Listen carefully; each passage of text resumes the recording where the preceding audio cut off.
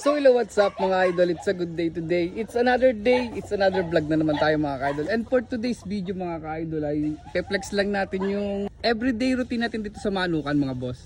Kung mapapansin nyo mga boss, katatapos lang nating maglinis ng painuman nila. Ito mga idol, yan. Yan, kung mapapansin nyo, may batungan siya mga boss. Bigyan natin ng sample. Yan, yung mga alaga natin. Ito yung patungan niyang sample. Yan, mga ganito. Yan o. Yan, may pangapatungan siya.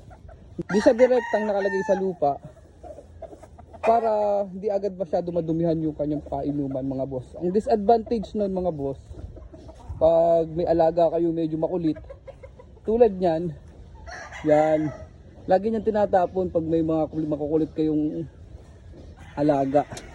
Ito lang yan mga boss. Yan. Ito yung ano ng mayo, yung malaking mayo, 3.5 liters na mayo.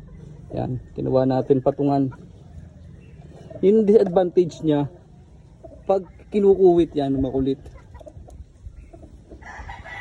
So yun lang mga boss, sa pag-aalaga ng manok, dapat lagi ka lang balanse, dapat lagi ka lang moving forward. Minsan mananalo, minsan matatalo. Lagi mo lang tandaan, winners never quit, quitters never win. That's all. God bless, bye bye. See you next vlog.